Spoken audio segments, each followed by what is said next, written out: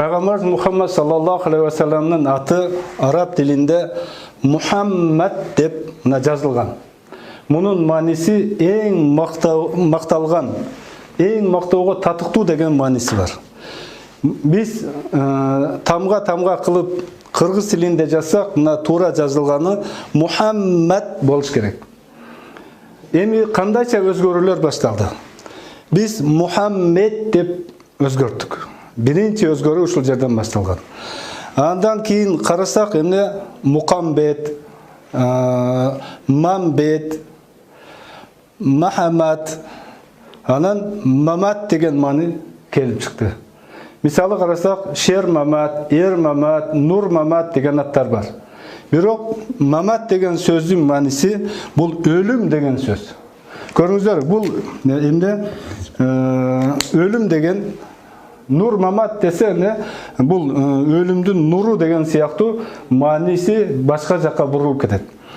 Бул дагы эчтеке эмес. Бул жерде карасаңыздар, мына Маат Кабыл деп айтылса, бул деге Кабыл өлдү деген маани чыгат. Көрүңүздөр, Маат деген мына өлдү деген маанини билдирет. Эми сиздерге дагы да түшүнүктүү болуш үчүн бул сөзгө маани бериңиздер. Эмне үчүн биз мына шахмат деп айтабыз? Көрүңүздөр, шахмат деп айтканыбызда ушул шахмат ойногондор аябай жакшы билет. Эң аягында ошол шахмат деп туруп, эмне бөлүп айтабыз. Көрүңүздөр, биз бул сөздү эмне үчүн бөлүп айтып атабыз? Анткени шах өлдү деген сөз. Мына шахмат. Демек ошол өлдү деген сөз пайда болот. Эгерде сиз Ермат деп айтсаңыз, анда ер өлдү. Нурмат десеңиз, нур өлдү. Шермат десеңиз, шер өлдү деген маани келип чыгат. Эми айтайын деген негизи максат, ушул аттары Ермат, Мамбет, Мукамбет, Мухаммед, же Мамат, же Маат Кабыл деген кишилер Пайгамбарыбыз Мухаммад саллаллаху алейхи ва салламга жолугуп калса, менин атым Мамат деп жолукса, Пайгамбар саллаллаху алейхи ва саллам эмне дейт? Сенин атың өлүм деген ат турбайбы?